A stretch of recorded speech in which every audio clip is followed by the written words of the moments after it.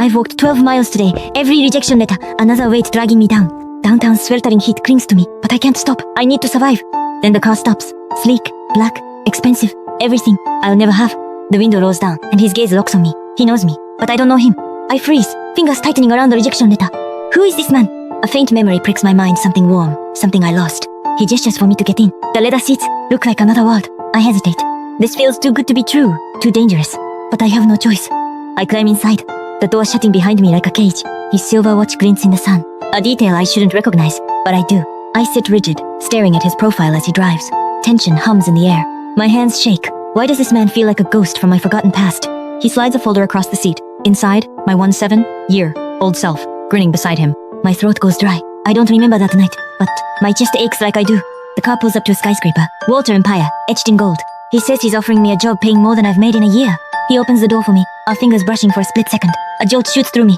Memory flashes plague me now flames, a voice screaming my name. As I step into the lobby, a shadow looms in the corner. Someone doesn't want me here. I don't realize it yet, but this ride will unlock the memories I've spent years running from. I'm sitting in a Rolls Royce, my heart pounding like it's about to burst. Who is this man? He's staring at me like he knows every part of my forgotten past. He slides a folder across the seat. My hands shake as I reach for it. The folder feels heavy, like it holds the key to the life I can't remember. I flip it open, and my breath catches in my throat. It's me, smiling next to him at a prom, but I don't remember this night at all. My throat goes dry, like I can't breathe. Why can't I remember? A dull throb starts behind my eyes, like my brain's trying to break through. His voice cuts through the fog. He's offering me a job, an accountant job. The pay? More than I've made in an entire year. It's impossible to say no. The car pulls to a stop. We're at the Walter Empire building, my new workplace.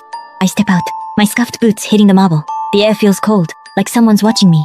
I glance into the lobby. A shadow in the corner makes my skin crawl. Collins calls out, but my attention's stuck on that shadow. Who is there? I take a step toward the building, my every nerve on edge. This job isn't just a job. It's a trap. The shadow moves, just a little. Whoever it is, they don't want me here. I grip the folder tighter. Whatever's waiting for me inside, I have to face it. Collins gestures for me to follow. The clock is ticking, and I don't have a choice. We walk toward the doors. My past is inside this building, and I'm about to unlock it. Or unlock my doom. The doors slide open, and I step in. The nightmare is just beginning. I stepped into the grand lobby, only to lock eyes with a scar-faced man full of hatred. He lunged at me, but Collins slammed between us, his body tensed like a caged beast. He spat on the floor, a venomous glare slicing through me before he stormed off. His grip on my arm was tight, and a memory of him holding me in rain flashed through my mind. The lobby went quiet, all eyes on us, but I could only hear the echo of that rainstorm memory. That night, I jolted awake screaming, the sound of an explosion ringing in my ears. I was soaked in sweat, my heart pounding like it would burst through my chest. The door slammed open, and Riley burst in, her taser visible on her hip. She said nothing, just pressed a cold cloth to my forehead, her face filled with worry. She left me with a bottle of painkillers, her footsteps fading down the hallway. I pulled out Collins' folder, staring at our prom photo, happy, carefree, a lifetime ago. A text popped up on my phone, an unknown sender warning me not to trust Collins. My blood ran cold. I recognized that font from the rejection letter I'd gotten that morning. Who was sending me these warnings? And what was Collins really hiding from me? I was trapped in a web of secrets, and every thread led to more questions than answers. I stared at the faint scar on my wrist, fragments of a forgotten pain nipping at my mind. The photo felt warm against my chest, like a ghost of the love I couldn't remember. The streetlight outside cast long shadows, and I knew danger was still lurking nearby. I clutched my phone tightly, ready to run at the first sign of trouble. As I curled up on the mattress, I realized this was just the start of my nightmare. Tears pricked my eyes. How much more would I have to endure to uncover the truth? A shadow stretched across the doorframe. Was someone watching me? Waiting for me to break? I woke up sweating, my heart pounding like it was trying to escape my chest. My tiny apartment felt even smaller, closing in on me like a cage. Then Riley burst in, her taser visible, already moving to help me. She didn't ask questions, just moved to wipe the sweat from my forehead. Her touch was the only calm in that chaotic, overwhelming moment. Her first aid kit was warm, proof of how many times she'd saved me before. She left painkillers on the edge of my bed, a silent promise to return. The door clicked shut behind her, leaving me alone with my swirling thoughts. Silence flooded the room, heavier and more suffocating than the dark. I reached for the folder Collins gave me, my fingers shaking as I touched it.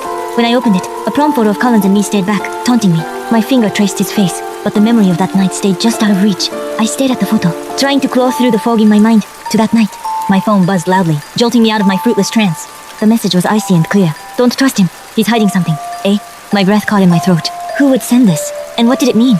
I fumbled for the rejection letter from this morning, my hands shaking worse. The fonts were identical. The person who rejected me was warning me. Fear coiled in my gut. How many lies were people telling me? Alone in the dark, I knew nothing was as simple as it seemed. Not anymore. The sender was blocked, a faceless shadow watching my every move. I stuck the letter in the folder, my guard raised higher than ever before. This desk should feel like a new start.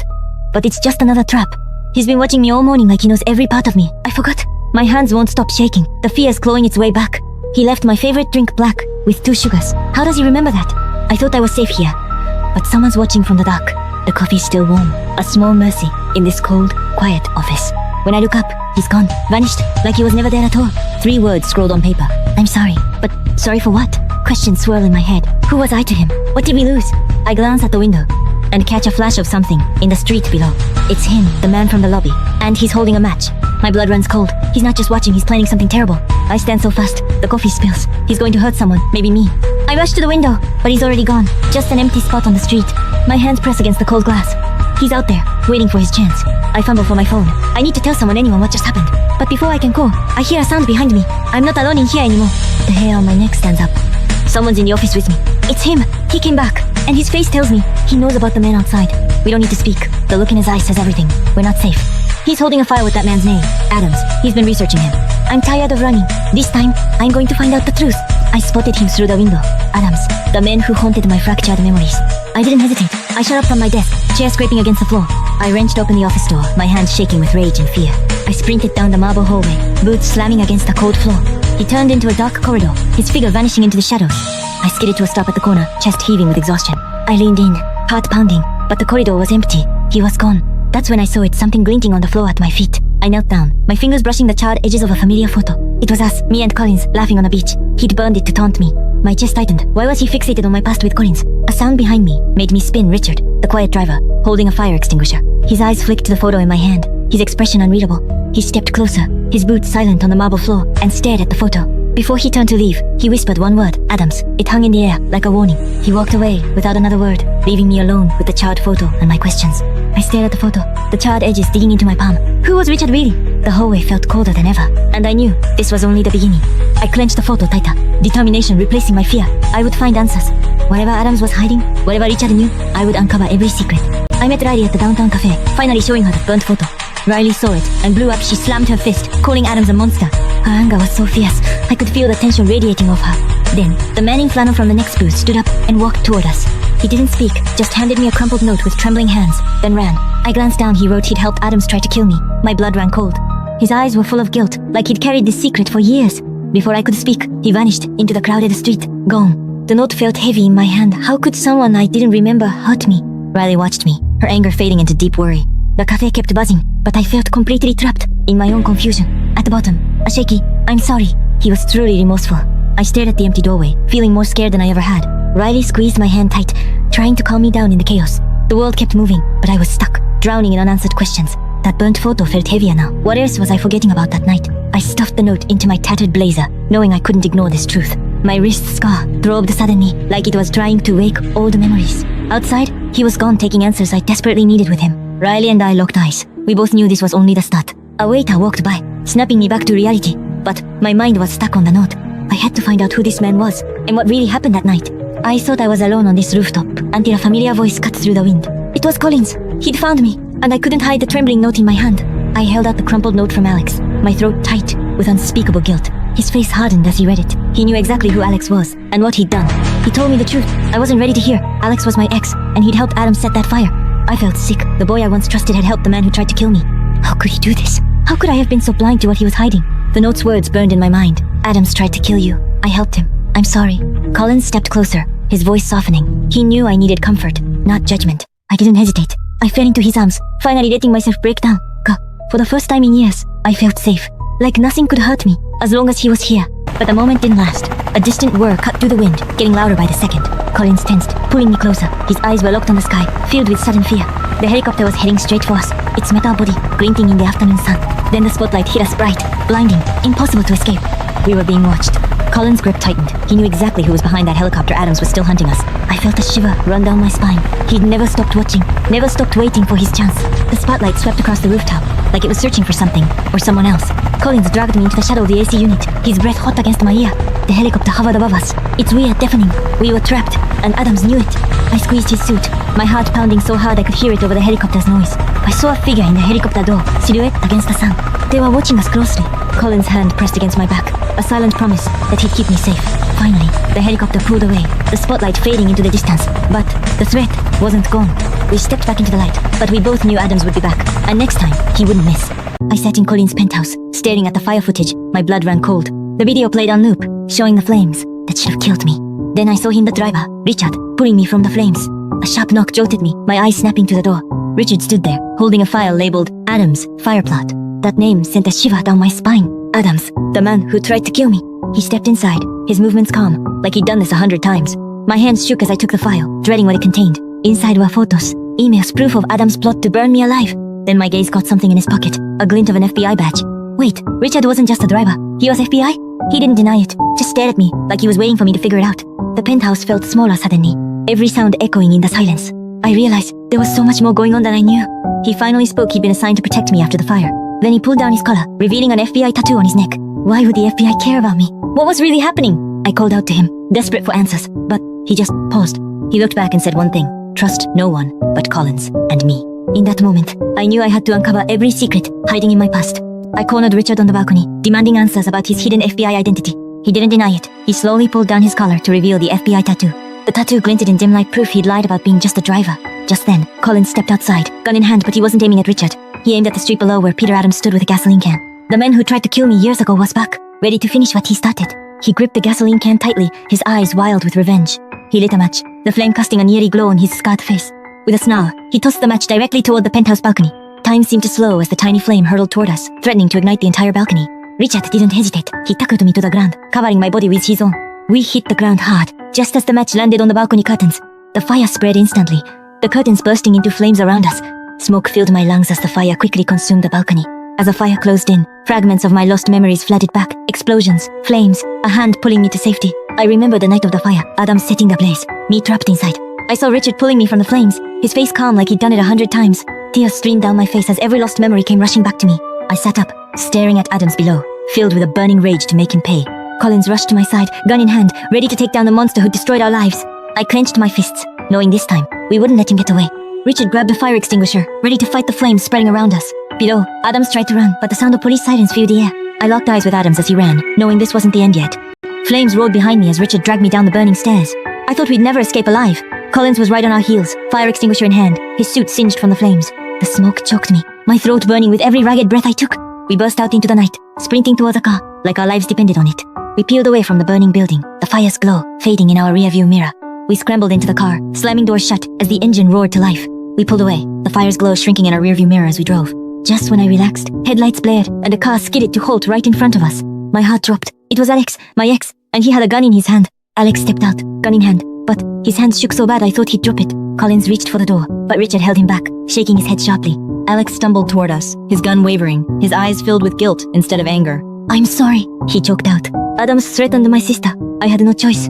My blood ran cold. Adams had been using Alex to do his dirty work all along. Alex fumbled in his pocket, pulling out a USB drive, his hands still trembling. "It has everything," he said. "All of Adams' crimes, on this drive. I'm so sorry, Piper." I hesitated, then took the drive. His skin was cold, his hand trembling as our fingers brushed. Alex turned and ran back to his car, speeding away before we could say anything else. I stared at the USB, my mind racing. This could be the evidence to take Adams down for good. For the first time in years, I felt hope. We could finally make Adams pay for what he'd done. We were watching Adams' confession on that USB drive, thinking we'd won. The proof was right there. We thought Adams would finally pay.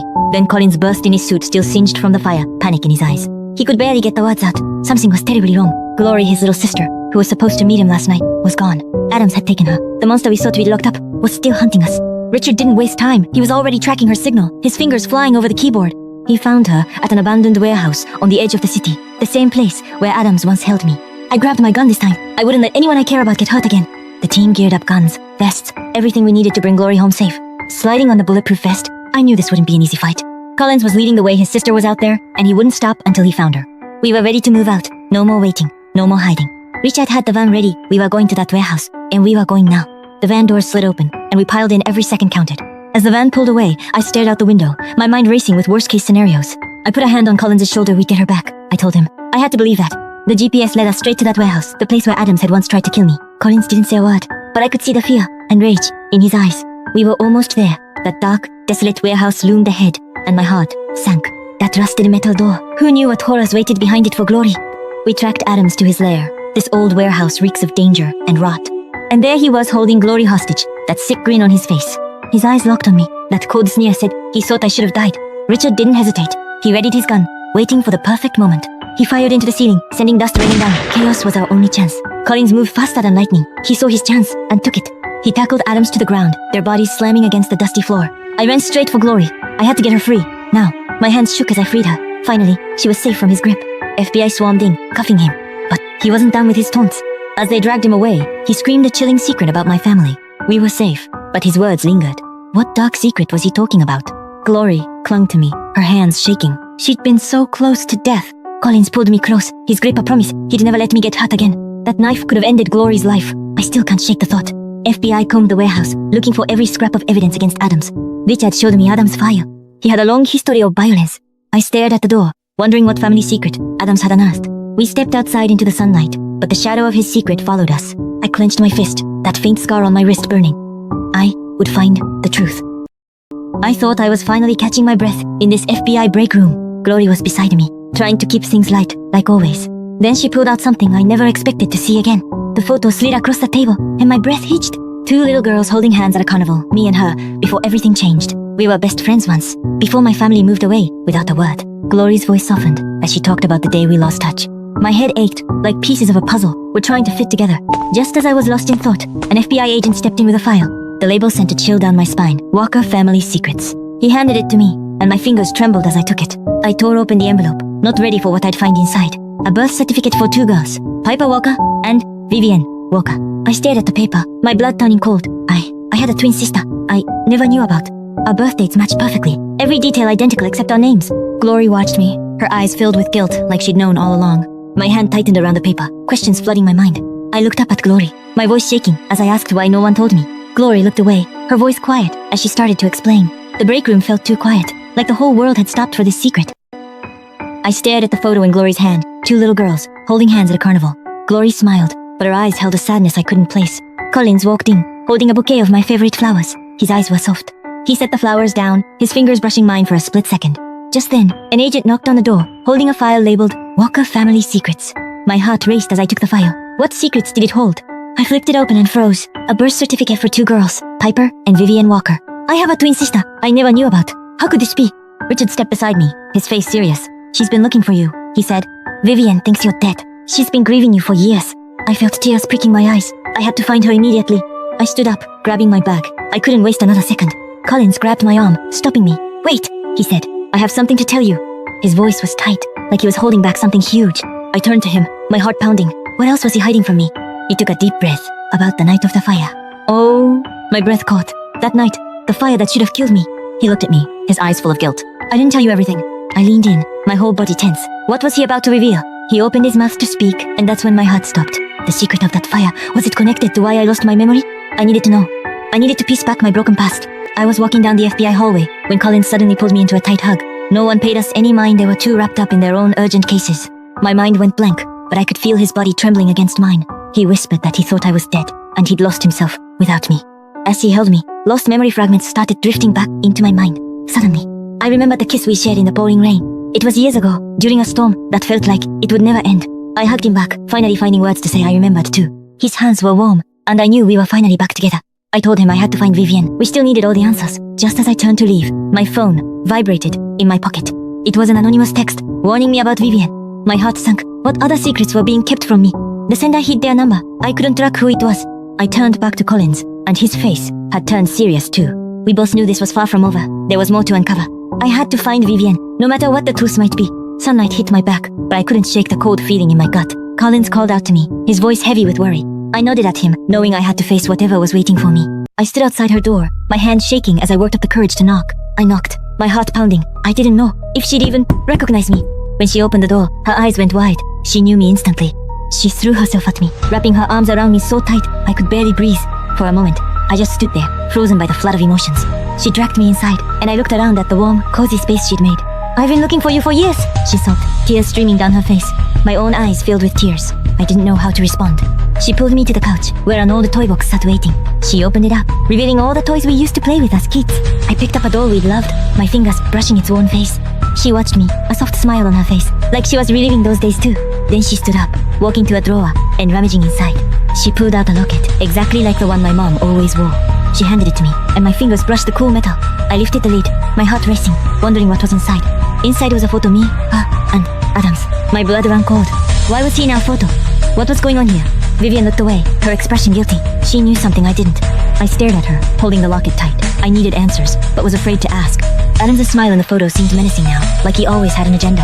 My fingers tightened around the locket, my mind racing with unspoken questions. That face on the photo, it's Adam's, the man who tried to kill me. Vivienne and I as kids, smiling with him. I can't believe this is real.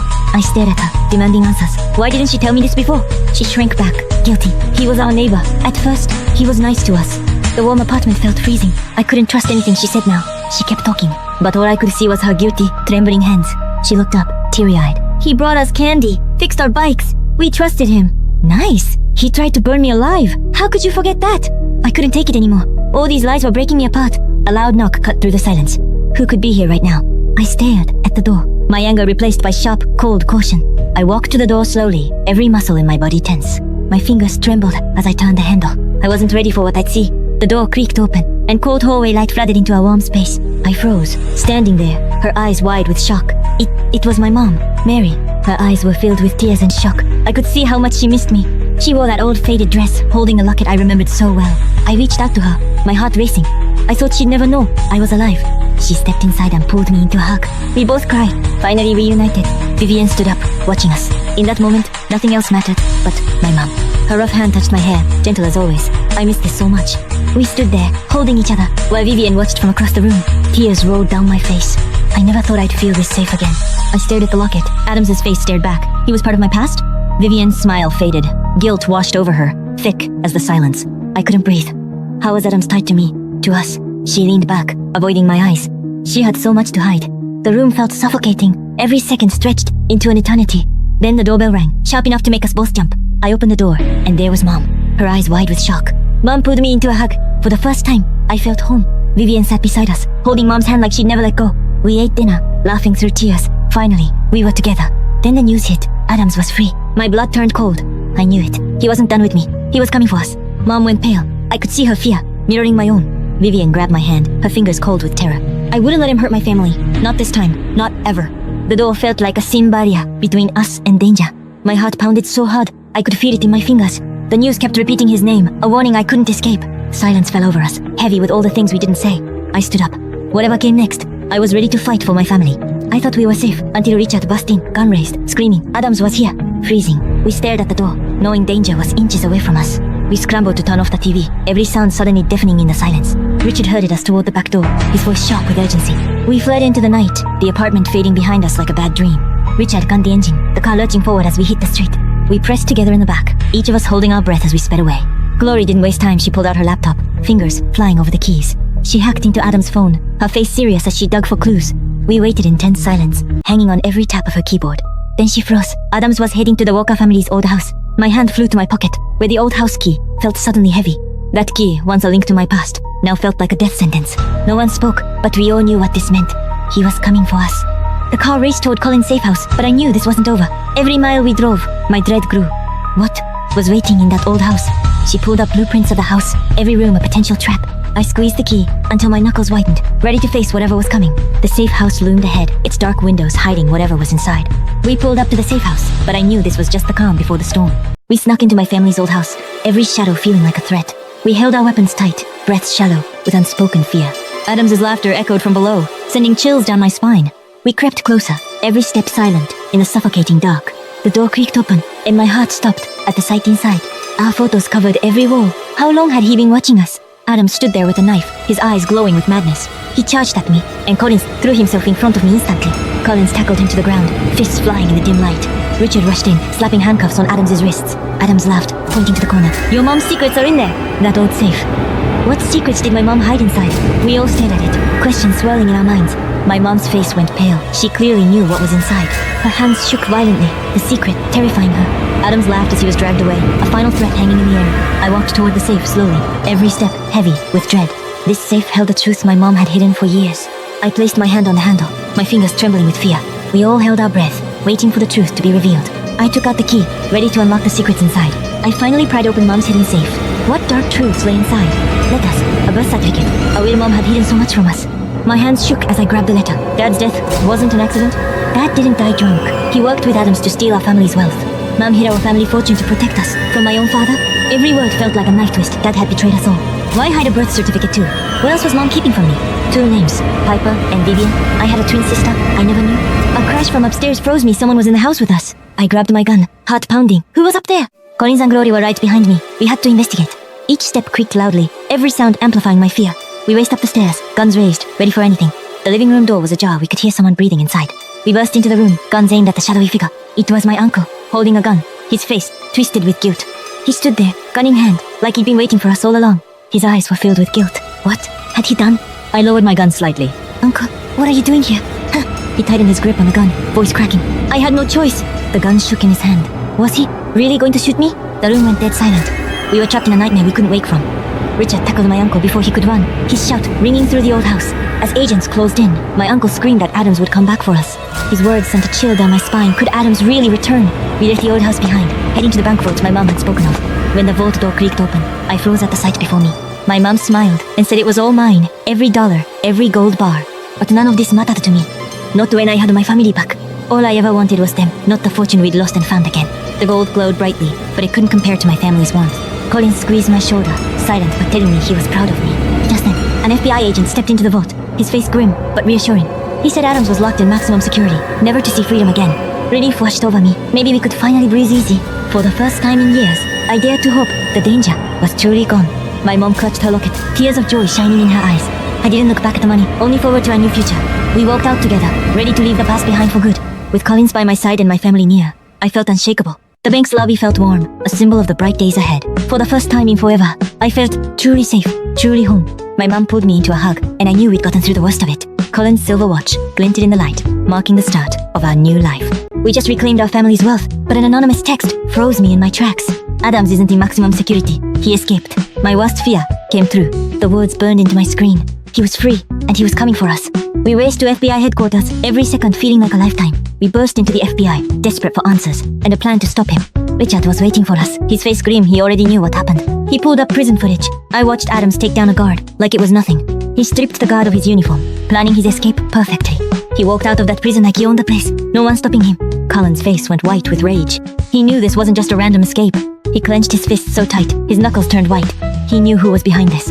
Catherine, he said. My blood ran cold at the sound of that name. Catherine Collins' ex-fiancée, the woman I thought was gone for good. Richard pulled up her file.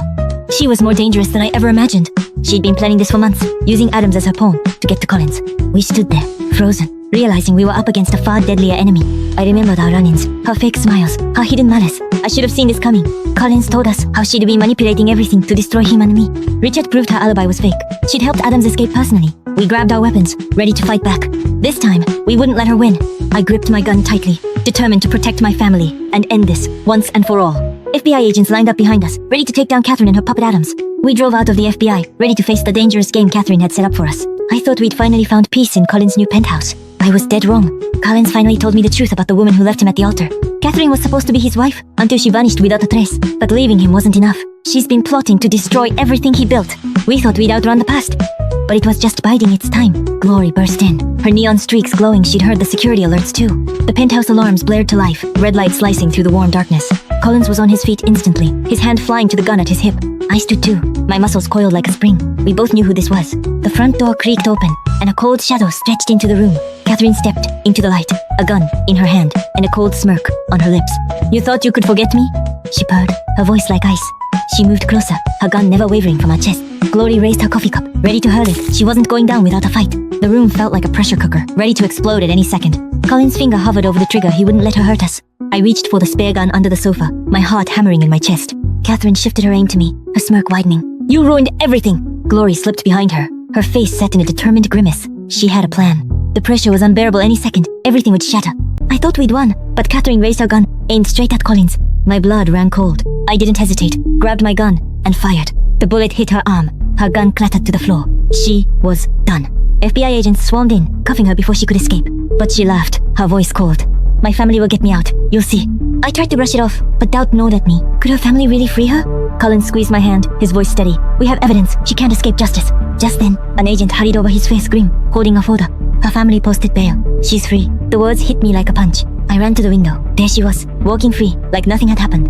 Her eyes locked on mine. She mouthed words I didn't need to hear. See you soon. I couldn't stay still. I ran out into the hallway, chasing the sound of her footsteps. My chest burned. How could her powerful family just bail her out like that? Glory skidded to a stop, laptop in hand. I found something. Her family's connections run deep. On the screen, emails proving her family bribed officials to get her out. We weren't just up against her. We were up against an entire powerful family. Richard joined us, handing over more files. We have to act fast. She won't stop. We gathered our team, mapping out our next move. Catherine wasn't done with us. I gripped my gun tighter. This time, we wouldn't let her win. We walked out into the sunlight, ready to fight back. Catherine's reign of terror was over. But through the window, I saw her grin. She was already plotting her next move.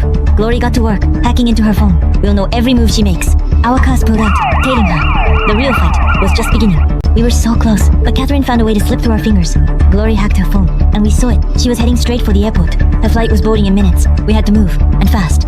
We grabbed everything we could, racing to intercept her before she got away. The city blurred past us. For a second, I thought we might actually make it. But when we skidded to a stop at the airport, our worst fear was confirmed. Catherine was already boarding, that cold smirk on her face as she looked back at us. We tried to push through, but airport security blocked our path. She was untouchable. She yelled down that she had a diplomatic immunity. There was nothing we could do. Colin slammed his fist against the pillar, rage and frustration boiling over. Just when I thought all was lost, Glory pulled out her laptop and grinned. She'd planted a tracker on Catherine's luggage before we even left. We weren't done yet.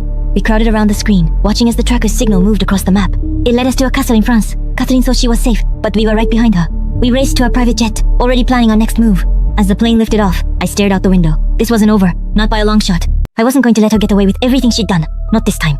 Richard checked our weapons, his face set in a determined grimace. We were ready for anything. Glory pulled up blueprints of the castle, pointing out its weak points. We had a plan. We sat in silence, each of us steeling ourselves for what was coming. The final showdown was near. That castle would be where we ended this, where we finally made Catherine pay. We're outside Catherine's French castle, hiding, waiting, every breath a deadly risk. Our team scattered in the foliage, all tensed, waiting for Richard's signal. Richard's pulling out his sniper rifle. This is where the real fight starts. He locks onto a patrolling guard, his aim steady as a stone. One well-placed shot, and we'll slip through the cracks. The shot hits silent, deadly. The guard crumples to the ground. We move fast, low to the ground, heading for the hidden side entrance. We reach the castle's side entrance unlocked, just like we planned. We slip inside, the castle's stone walls swallowing us in darkness. We creep toward the main hall, voices echoing inside Catherine's voice. Catherine's plotting our deaths back in the US, her family right beside her. She's furious, vowing to make us pay for ruining her plans. Her father's there, cold and calculating, agreeing with every cruel word. The whole family's in on it. This isn't revenge, it's a full-scale war. My hand tightens around my gun, ready to fight if we're made. Too late, a guard hears us, his boot crunching on a twig. He turns toward us, eyes widening as he spots our hiding spot. He opens his mouth to yell for backup. We have to stop him now. His scream is about to split the air. Our mission hangs in the balance. We can't let him call for help. This is where we fight back. I thought we'd finally won, until Catherine's family opened fire.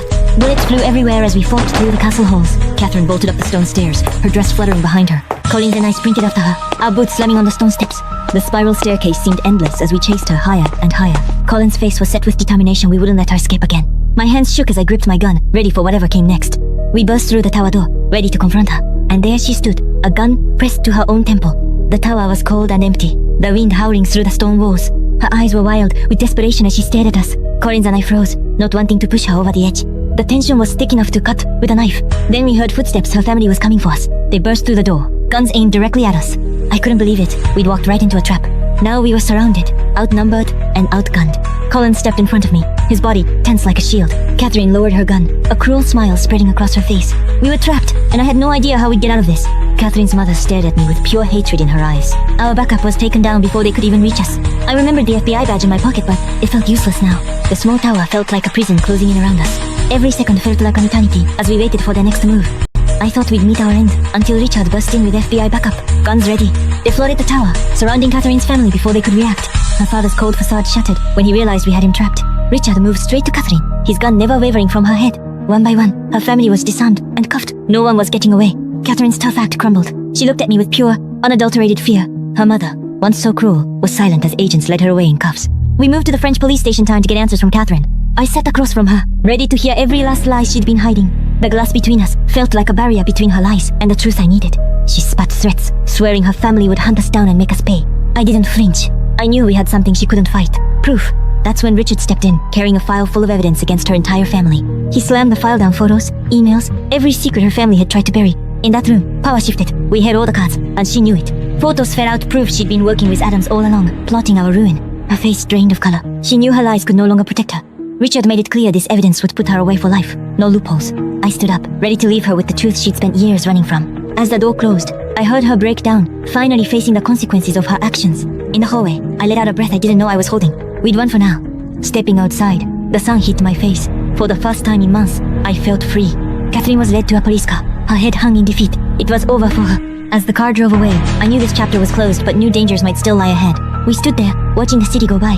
For now, we were safe, and that was enough. On the private jet, Collins held my hand tight, and for the first time in years, I felt truly safe. We were finally free, ready to build the quiet, happy life we'd always dreamed of. Glory practically shoved wedding magazines at me, gushing over every lace detail. Vivian approached with champagne, her smile soft with relief for our hard-won peace. We clinked glasses, toasting to survival, to family, to leaving darkness behind us. As I looked at the gowns, I dared to imagine a future full of joy, not fear.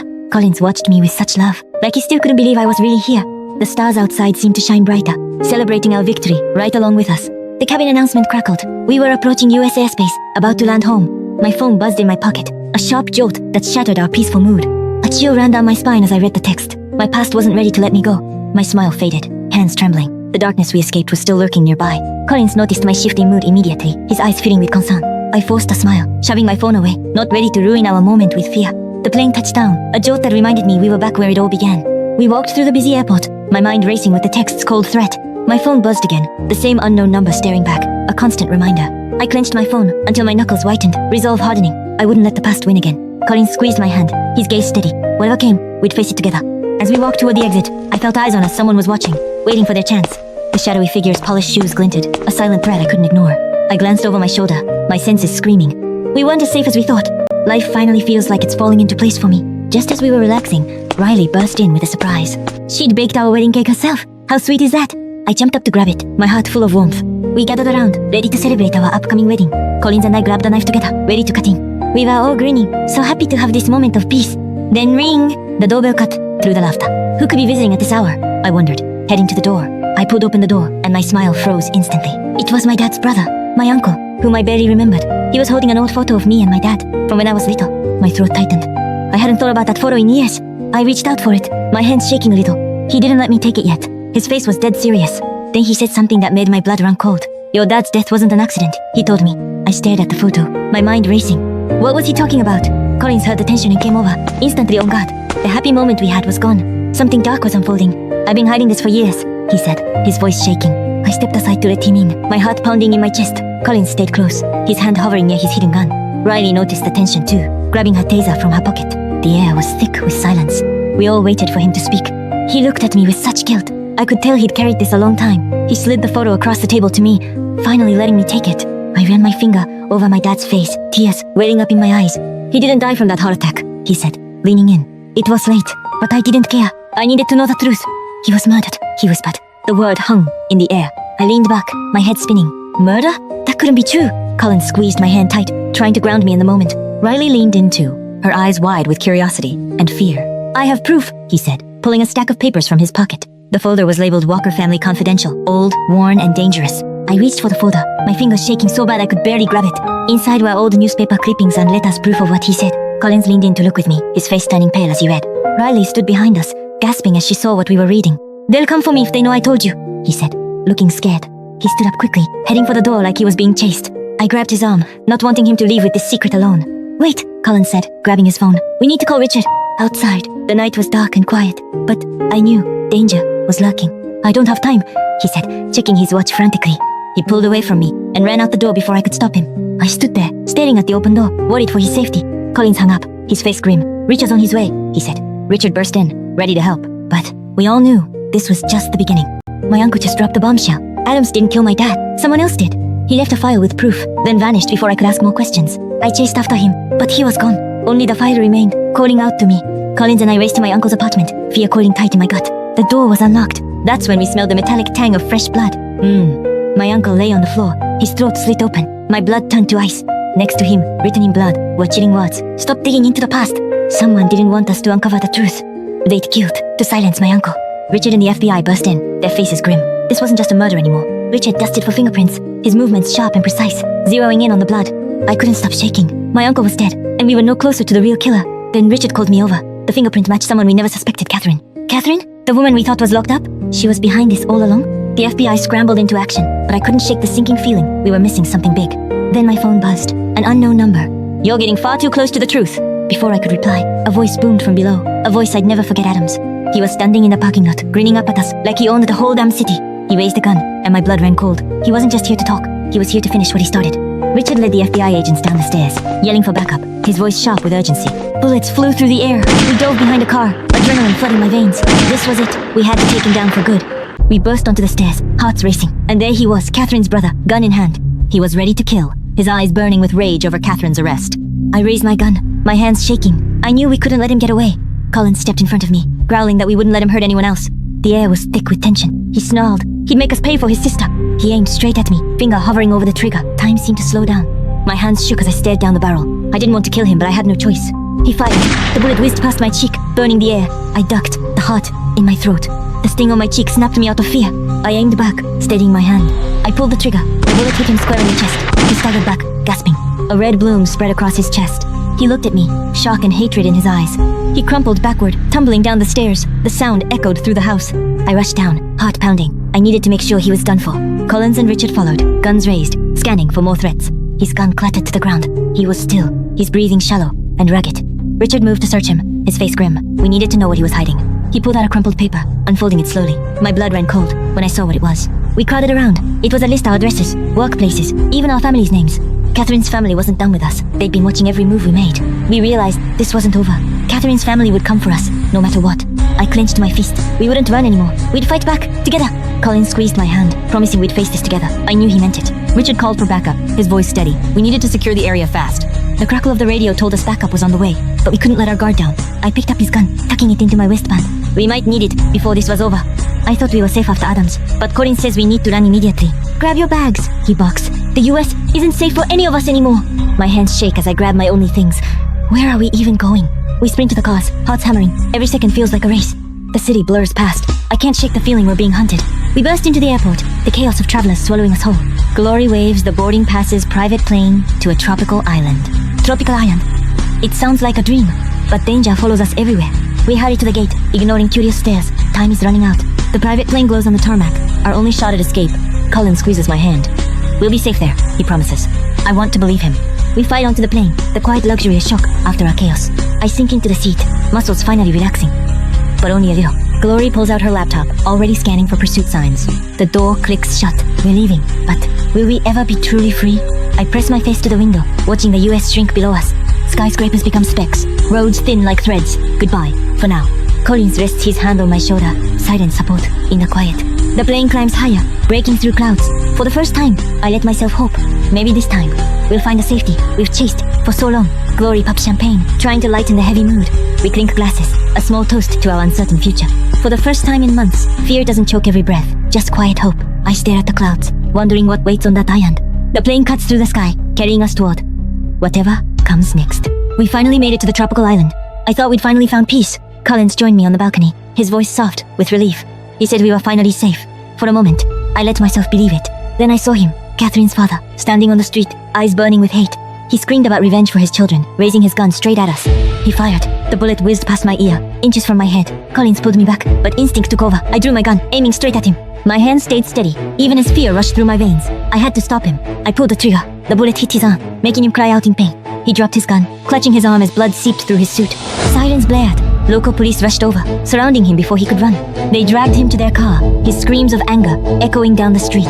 As the car drove away, I slowly lowered my gun, but fear lingered. My hands shook. I knew this wasn't the end. Danger wasn't gone yet. Collins took my hand, his touch warm. He said we'd be okay, really okay. For a second, I believed him, but deep down, I knew more threats were coming. We went inside, closing the door, but the feeling of being watched didn't fade. I glanced out the window. The street was empty, but the threat felt closer than ever. We sat on the couch, exhausted. For now, we were alive, but tomorrow was uncertain. I closed my eyes, praying this was the start of safety, but I knew better than to hope too hard. We've hidden on this tropical island for days, but I knew running wasn't the answer. Collins looked at me and said exactly what I was thinking. We can't run forever. His hand was warm and firm, giving me the courage to face what was coming. Glory appeared with her laptop, grinning like she always does when she's found something big. She'd hacked into Catherine's family network and found the location of their fortified manor. The map showed guards everywhere, security systems, a whole army waiting for us. I didn't hesitate. I nodded, knowing this was the moment we'd been waiting for. We booked the earliest flight back to the US. No time to waste on goodbye to the island. My hand tightened around the boarding pass, my heart racing with a mix of fear and resolve. On the private plane, Glory kept working, picking apart the manor's defenses, one by one. My phone buzzed in my pocket, an unknown number, a message waiting for me. It was from Catherine. short and menacing. Welcome back. The final battle is about to begin. Collins noticed my face fall and pulled me close, ready to face whatever came next with me. As the plane cut through the night sky, I knew this was our last chance to end this once and for all. Glory looked up, grinning, and told us she had a plan to take down their security first. We leaned in together, mapping out our every move, leaving no room for mistakes. I pointed to the manor's back entrance, a weak spot Glory had uncovered. As we prepared to land, the lights of the city below seemed to shine like a battlefield. I took a deep breath, ready to step off this plane and face the fight of my life. We grabbed our bags, ready to walk into whatever Catherine had waiting for us. This was it. I'm Piper. And today, we end Catherine's reign of terror, once and for all. Richard gathered our team, every agent, ready for what's coming next. This is Catherine's family compound. Every guard, every camera, marked and mapped. The security is tight, but we've got a plan to breach their defenses. We'll strike at dawn, when their guard is at its lowest. Their surveillance network covers every inch we can't afford a mistake. Every one of us suited up in body armor, weapons loaded and ready. I adjusted my vest, my heart pounding with equal parts fear and resolve. Collins checked his gun, his face set like stone. He wasn't holding back today. The dawn broke around us, pink and cold, time to move out. This was it, the moment we'd all been waiting for. We slipped through the perimeter, staying low in the shadow of the bushes. A guard patrolled nearby, his footsteps heavy on the gravel. We held our breath, waiting for him to pass so we could move forward. We moved slowly, carefully, avoiding every twig that could give us away. He saw us. In that split second, everything changed. Gunfire erupted, sharp and loud, in the quiet dawn. We fought our way forward, taking down guards one by one. I fired, my aim steady. This was for every lie, every hurt. We closed in on the main house, our target now in sight.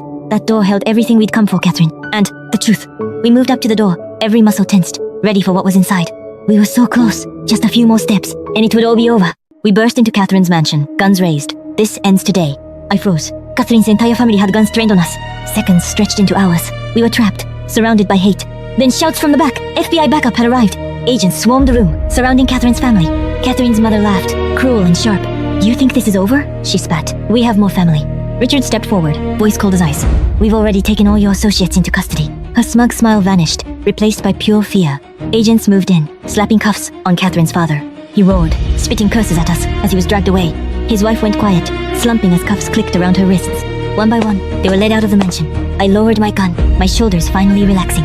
Collins grabbed my hand, his touch warm and steady. The room felt empty, the air thick with tension still.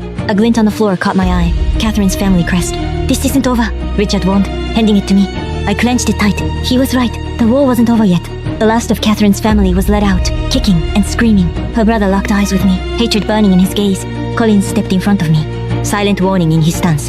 They were loaded into FBI vans, the doors slamming shut. I watched them drive away, ready for whatever came next. We're in the FBI interrogation room, facing the woman who ruined so much. For months, we chased their crimes. Now the reckoning finally begins. Her facade cracks fingers, white-knuckling the table. She can't lie anymore. She breaks down, admitting her family ran crimes for decades. She spills everything: murder, corruption, all the evil they hid. Richard slams down files, all of them locked in maximum security prisons. I let out a breath I didn't know I held. We're finally safe from them. We step out into the sunlight, leaving the darkness of the bureau behind. We climb into Korinska. The nightmare feels like it's finally ending. I watch the city pass, still jittery, but hopeful. For the first time in years, we pull up to our penthouse, our home, the place we fought to keep. My hand tightens on the doorknob. I don't know what to expect inside. I push the door open and freeze. Everyone's here, waiting for us. Glory comes running, holding the wedding dress I've only dreamed of. Tears burn my eyes. This future felt impossible not long ago. Collins wraps his hand around mine, warm and steady. He's always been my rock. Everyone laughs and cheers. Family, friends, all the people we love together. The dress is perfect lace, tulle, everything I ever imagined for this day. When I put it on, I barely recognize myself. This is the woman I was always meant to be. We clink glasses to survival, to love, to the future we're finally going to have. The party was in full swing. I thought we'd finally left all danger behind, surrounded by loved ones. I truly believed our nightmares were over. Then the doorbell rang, sharp and sudden, shattering the warm air. I stood up, curious. Who could be visiting at a time like this? It was a mail carrier, holding an envelope. I didn't expect what was inside. I recognized that handwriting instantly. It was my dad's. My hands shook as I took it. Dad had been gone for so long. I tore it open, my heart racing with every sound. He wrote, "I'm sorry I wasn't a better father." Tears filled my eyes. Tears streamed down my face. These were words I'd waited years to hear. My family noticed something was wrong, gathering around me quickly. Collins pulled me into his arms, his warmth wrapping around me. Everyone was there, reminding me I wasn't alone anymore. He said he loved me, that he was proud of me. It was everything I needed. My tears soaked the paper, but I felt a weight lift off my chest. Glory handed me a tissue, her own eyes glistening. For the first time in years, I felt truly at peace. We were all together, bound by love and forgiveness. I held the letter close, knowing Dad was with me always. The future looked bright for the first time in so long. Walking along the beach with Collins, my heart raced with an unspoken hope. The sunset painted the sky pink and gold, making every moment feel magical. I noticed his hand trembling in his pocket, a silent hint of what was to come. We walked in comfortable silence, the sound of waves drowning out all other noise. I never thought I'd get this moment, peace, safety, with the man I loved. Suddenly he stopped, turning to face me, with a look I'll never forget. His eyes were filled with love and nervousness, making my breath catch in my throat. Before I could speak, he dropped to one knee, my heart skipping a beat. The sand shifted beneath his knee as he looked up at me, his voice soft but steady. He pulled out a diamond ring, the stone glinting in the golden sunset light. It was the most beautiful thing I'd ever seen, but nothing compared to his smile. Tears welled in my eyes as he spoke the words I'd dreamed of for years. Yes! I cried, nodding so hard I thought my head might fall off. Suddenly, cheers erupted as my family and friends emerged from behind the dunes. Glory was already snapping photos, her neon hair streaks glowing in the sunset. Riley whooped and waved, my mom wiping tears from her eyes. He slid the ring onto my finger, our hands fitting together like they were made for each other. We pulled each other into a tight hug, all our fears and struggles fading away. Surrounded by love, I knew this was exactly where I was meant to be. Looking into his eyes, I finally felt home, truly, completely home. Glory showed us the photos, capturing every perfect, messy moment. The ring on my hand felt like a promise of a future filled with love. We laughed and talked as the sun dipped lower, painting the sky in deeper hues. My mom hugged me tight, whispering how proud she was of the woman I'd become. As the stars started to twinkle, I knew this was the life I'd always wanted. I never thought I'd be here, picking my wedding dress with my best girls. Glory's already flipping through magazines, brainstorming wild wedding ideas. Rows of gowns glint in the light, each feels like a little piece of magic. Then, I see it, a floor-length gown with delicate lace details. It's like it was stitched just for me, and my friends agree, instantly. Glory's already cheering, yelling that it's the one. Vivian's smiling and nodding, her eyes shining with joy for me. I grab the gown and head to the fitting room, my heart racing. My friends wait outside, whispering excited guesses about how I'll look. When I step out, their jaws drop. They say I look like a real-life princess. The lace fits perfectly. The train swishes gently behind me as I move. Glory's already snapping photos, saying these need to be our wedding save the dates. Meanwhile, Collins and Richard are hard at work setting up the beach venue. Collins is fussing over the flower arch, wanting every detail perfect for me. Richard's efficiently arranging the chairs, following Collins' every instruction. Riley's in the kitchen, prepping delicious snacks for all our guests. She's already stacking trays of bite-sized treats, grinning at the chaos. Back at the beach, the venue's starting to look like a dream come true. Collins texts me, saying he can't wait to see me in my gown tomorrow. As we leave the bridal shop, I know tomorrow will be the happiest day of my life. Every detail feels perfect, and my heart's full of love and joy. Riley's rolling the snack cart to the beach, ready to surprise everyone. The whole venue glows in the sunlight, waiting for our big day to begin. Tonight, surrounded by loved ones, I finally feel fully at peace. Mom, Vivian, Riley, we're all here. No more secrets hanging over us. Mom pulled out the locket we used to share when we were kids. Vivian found our old teddy bear we thought we'd lost it forever. We laughed until our sides hurt, reliving all those silly childhood memories. Even Riley let her guard down, joking about the time she saved me from a bully. Mom held me close, saying she never stopped believing I'd come home. Vivian and I stared at each other. We're identical, but so different now. In the other room, Collins was talking with Glory and Richard, finally letting go of the past. Collins said he'd carried so much guilt, but now, he's ready for our future. Glory was cracking jokes, trying to lighten the mood like only she can. Richard nodded along, saying he's never seen Collins this happy. Collins got up to grab us some champagne, his steps lighter than I've ever seen. They raised their glasses, toasting to new beginnings and leaving the past behind. I heard their laughter and looked over. Collins caught my eye, and my heart felt full. I walked over and took his hand. We don't need words to know how we feel. Our hands fit together perfectly, like they were always meant to. Everyone gathered together, toasting to love, family, and the future we fought for. Mom was crying happy tears. She waited so long for this moment. Even Riley was smiling, letting her tough guard fully fall for once.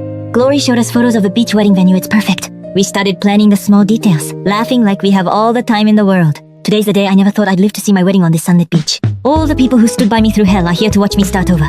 There he is, Collins, the man who fought to bring me back, walking toward me. Every step feels like a promise this time. We'll never let go of each other. Face to face, all the pain fades away. This is where we were always meant to be. I promise to love you, to trust you, to hold you through every storm that comes our way. And I promise to spend every day proving I'm worthy of your second chance, your love. This ring isn't just metal and stone, it's our future, forged from fire and hope. As he slides it onto my finger, I know we're finally home, finally safe. Our kiss is a celebration, a victory cry that we beat all the odds stacked against us. The cheers erupt, loud and warm, wrapping around us like a blanket of love. Flowers rain down on us, petals dancing in the ocean breeze like heaven's confetti. Riley, my rock through the darkest days, cries happy tears as she grabs for me. My mom and sister hold each other tight, finally whole again after all these years. I look out at every face, every person who fought for me, and my heart feels so full it could burst. For the first time in forever, I don't feel scared. I feel loved. I feel home. This is a happy ending I never dared to dream of, but now, it's mine. It's ours. We walk hand in hand toward the ocean, ready to start our new life together. Each step in the warm sand is a new beginning, a story we'll write together. As the sun sets over the ocean, I know we're finally safe. We're finally home. This is it. The wedding I never thought I'd get to have. After all we've been through, we're finally here, surrounded by love. Collins looks at me like I'm the only person in the world right now. We dance like no one's watching, like all our troubles vanished. For the first time in years, I feel truly safe, truly happy. Glory's here, capturing every moment with her chaotic, wonderful energy. The cake is perfect, just like every detail we planned together. We cut the cake together, each slice a promise of our future. Our friends and family cheer, their joy echoing across the beach. Collins feeds me a bite, his fingers brushing my lips, and my heart feels full. I feed him back, laughing as he pretends to be dramatic about it. Riley's here too, a tough exterior softening for just a moment. We raise our glasses, toasting to life, to love, to surviving the impossible. Looking at our hands together, I can't believe how far we've come. The sun is setting, painting the sky in colors. I never thought I'd get to see like this. We walk hand in hand towards the ocean, the waves lapping at our feet. As we look out at the ocean, I know our future is just as vast, just as promising. For so long, I thought my story was over, but now, I see it's just beginning. Collins pulls me close, and I bury my face in his chest. Finally home. We're safe. We're together. We're finally free from all that haunted us.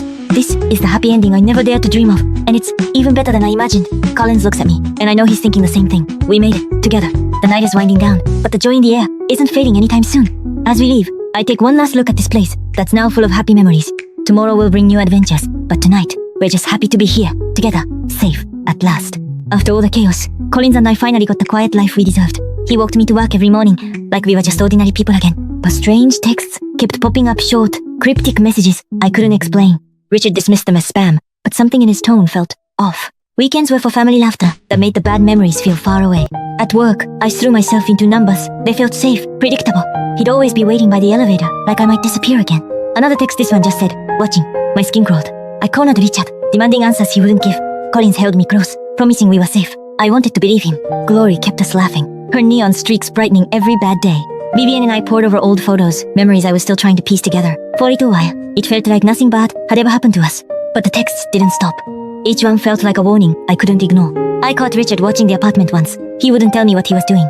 I couldn't sleep. What were these messages really saying? Collins found me awake, wrapping me in warmth I never wanted to lose. Morning came, and we tried to pretend everything was normal. At work, I was Piper the accountant, not the girl who'd survived a fire. He was always there, coffee in hand, ready to take me home. We walked through the city like any other couple, pretending we were truly free. But I knew Richard was following. We weren't as alone as we thought. Another text. This time, no words, just a photo of me from across the street. I showed Collins the photo. For the first time, he looked scared. Richard finally admitted something was wrong. The quiet life was over. I just got this anonymous letter, and my instincts are screaming danger. Inside was a photo of Catherine. She's still in prison, but something feels off. The back says I'll be back, her handwriting, cold and threatening. I need to find Richard right now. We have to confirm if this is real. Richard says Catherine's in maximum security prison. She can't possibly escape. We're back home, but I can't shake this feeling of dread. This can't just be a prank. Catherine doesn't do pranks. Colin squeezes my hand, saying he'll keep me safe, but I'm not convinced. I glance out the window, and I swear, I see a shadow lingering in the dark. The threat keeps replaying in my head. She's not done with us, not by a long shot. I yank back the curtains, half expecting to see her standing there. My pulse is racing. Catherine's never been one to keep us waiting. This quiet feels so fake, like the calm before a storm that's about to break. Collins grabs a photo, his jaw tightening. He's starting to worry too. The phone rings suddenly. Glory's name flashes on the screen, and I panic. Glory says she found something. Catherine's been making moves from prison. My blood runs cold. She's been coordinating with someone on the outside. We grab our coats, ready to head to the FBI. We can't wait any longer. As we leave, that photo stares back at us, proof. Danger still, right here.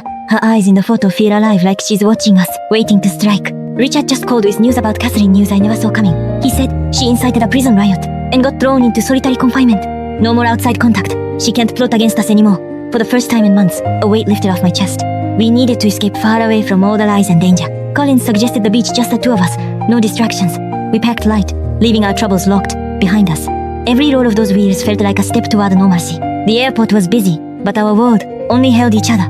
As the plane took off, I let myself hope for a quiet future. No more guns, no more lies, just quiet and each other.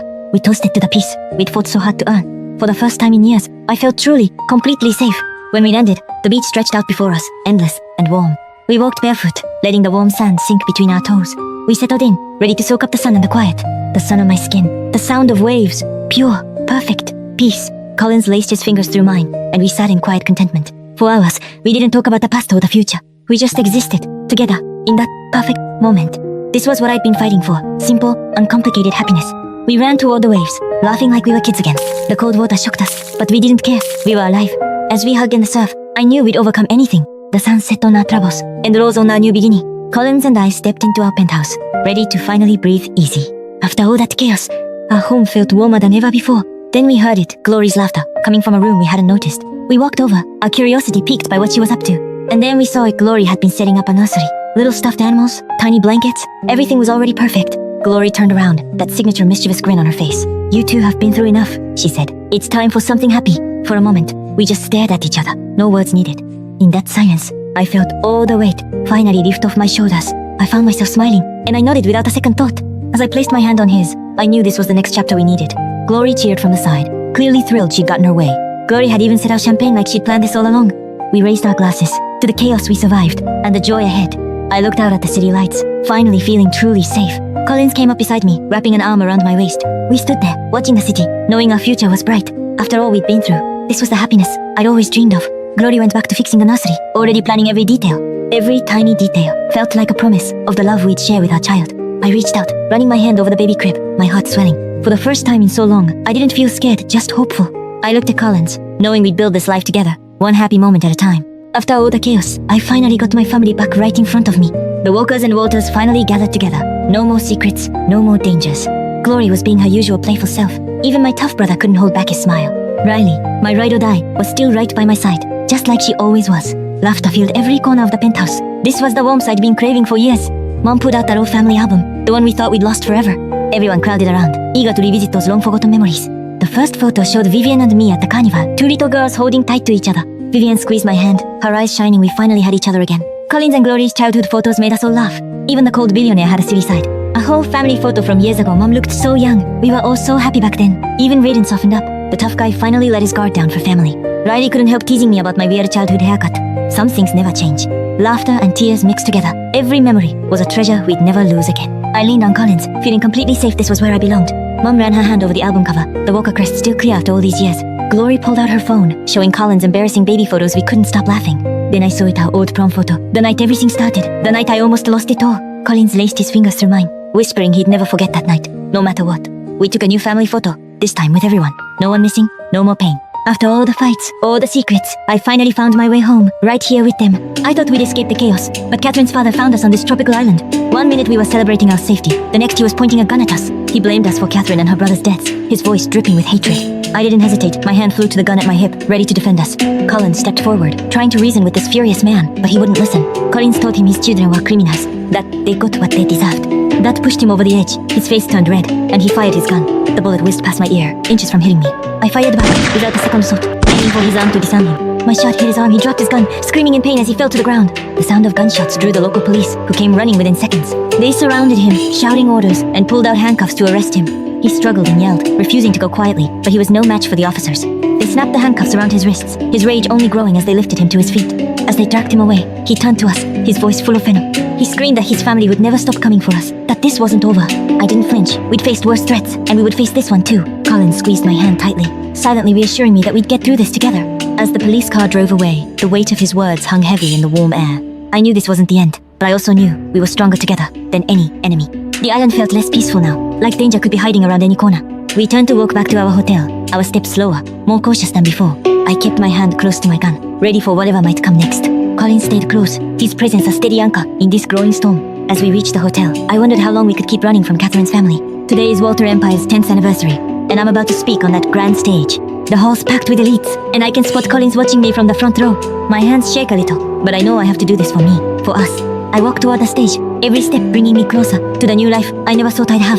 The crowd applauds, and for the first time, I don't feel like the lost girl I used to be. I start my speech, my voice steady, as I talk about the journey I've been on. I first thank my family, Mom and Vivian, who never stopped believing in me. Then I look at Collins, the man who pulled me out of the darkness and gave me a second chance. Thank you, I say to him, loud enough for everyone to hear, for everything. The crowd gasps as Collins stands up and starts walking toward the stage. My heart races. I didn't expect him to come up here, not in front of everyone. He stops in front of me, his eyes only on me, like the whole room doesn't exist. He cups my face in his hand, and I can feel the warmth spread through my whole body. Then he kisses me, and the crowd erupts in cheers and whistles. In that moment, I forget all my fears, all the pain from my past. I know now I'm not just the amnesiac girl anymore. I found myself again. Glory's snapping photos like crazy, and I can see Mom wiping her tears with a smile. Collins and I hold hands, standing together on that stage, ready for whatever comes next. The celebration continues, but for me, this is just the start of my new life. I lost my memory, but I found so much more love, family, and a version of myself I'm proud of. This scar on my wrist used to remind me of my past. Now it reminds me of how far I've come. We walk off the stage and join my family, all of us hugging, full of joy. Riley's in the crowd too, waving at me with that tough, warm smile of hers. In this moment, surrounded by the people I love. I know, I'm finally home. I stood before the old house, the key in my hand, heavy with years of memories. My family stood beside me, all quiet, as we faced the place we once called home. The door creaked open, dust hitting my face, smelling like old books and forgotten days. I stepped inside, eyes tracing the old couch. Dining table, each spot held a lost memory. We started sorting boxes, each item pulling us back to a time we thought we'd left behind. Mom held my old doll, her fingers brushing its faded fabric like it was fragile glass. I found our old family photo, edges yellowed, all of us smiling like we had nothing to fear. Mom sat beside me, her voice soft, like she was breaking a long silence. "We can sell this house now," she said, her hand tightening around her locket. I froze, memories rushing back, fights, laughter, the night we left in a hurry. Vivian sorted old books, Raiden carried boxes, neither speaking about the decision. I nodded, voice quiet but sure. "Yes, Mom, we can sell it." We worked together, packing up the past, like wrapping a forgotten gift. I picked up my old music box, winding it up, but no sound came out. It was broken, just like this house felt. The tiny ballerina inside was chipped, stuck in place, like a memory I couldn't reach. Mom looked at me, eyes glistening with tears. "You've grown so much, Piper." When we finished, the house felt empty, boxes by the door, like we were closing a chapter. I ran my hand over the dining table, feeling scratches from years of us being a family. I walked to the door, pausing to look back at the empty house, one last time. We stepped outside, and I closed the door behind us, the click sounding like a goodbye. I slipped the key into my pocket, feeling like I was letting go of something heavy. We walked to the car, and I turned one last time, watching the old house fade into the dark. I thought it was just a normal birthday, until I saw the private yacht docked ahead. Collins didn't just get me a gift, he got out everyone I loved to celebrate. With a warm smile, he handed me the keys. This yacht was officially mine. Walking onto the deck, I could barely believe this was my real life. Every corner was decorated, balloons, cake, all just for my birthday. Glory even made my favorite coffee black with 2 sugars, just how I like it. Riley squeezed me tight, she'd been with me through the hardest days. My twin sister, we were finally together, celebrating, no more secrets. Mom looked at me, with tears in her eyes. She never stopped believing in me. Even Raiden was smiling for the first time in years. He was truly happy. Alex was there too, he'd redeemed himself, and I was glad to have him. Richard even took time off from FBI duty to celebrate with us. We all raised our glasses, cheers to this new, happy life. I cut into the cake sweet, just like this perfect moment. Collins fed me a bite. His eyes were filled with nothing but love. I stood at the bow, looking out at the endless ocean. The faint scar on my wrist, reminder of how far I'd come. Collins joined me, wrapping his arms around my waist, keeping me close. The sun set as we sailed. This was everything I'd ever wanted. Love, family, happiness. Finally, I had it all, and nothing could take it away. Everyone danced and laughed. We were all free, all happy. Mom opened her locket. Inside was a photo of Vivian and me as kids. My phone blared. Vivian was in labor. I dropped everything and ran. Mary grabbed my arm, tears already in her eyes. Raiden's scowl was gone, replaced by worry. Minutes dragged on. I paced the hallway, my stomach twisted with nerves. The door swung open. "It's a girl," the doctor said. Happy tears flooded my eyes. I stepped inside, and there she was, Vivian, glowing, holding the tiniest human I'd ever seen. Vivian looked up, her eyes shining. "I have something to tell you," she whispered. I leaned in, my heart racing. What could she possibly want to share? She adjusted the blanket, revealing her tiny face perfect, so much like us when we were small. Her voice shook as she spoke. "Her name is Piper. I named her after you." "Nay." The room quieted, then erupted. Mary sobbed, Raiden smiled, and Glory snapped photos nonstop. Tears blurred my vision. She named her after me? After all we'd survived together? I held her so gently, like she was made of glass, her tiny hand wrapped around my finger. Mary leaned over, her hand brushing the baby's cheek. "She's perfect, just like her aunt." Raiden hesitated, then touched her tiny foot, a soft smile on his face. He looked at peace. Glory was already editing photos, grinning. "This is the best family album ever," she cheered. I locked eyes with Vivian, and we both knew we'd finally found our way back to each other. Her eyes fluttered open, locking onto mine. In that moment, I felt something shift deep inside me.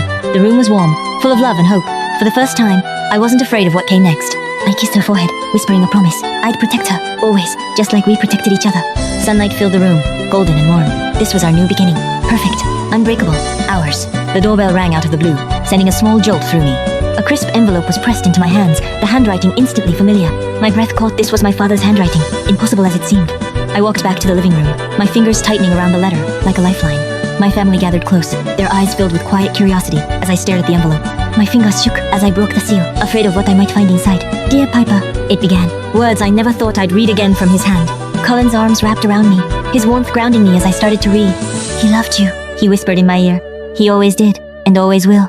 I passed the letter to Vivian, my voice too sick to speak. Vivian's tears fell silently, mirroring the ache in all our hearts. Mom clutched her locket, her voice breaking as she read his words.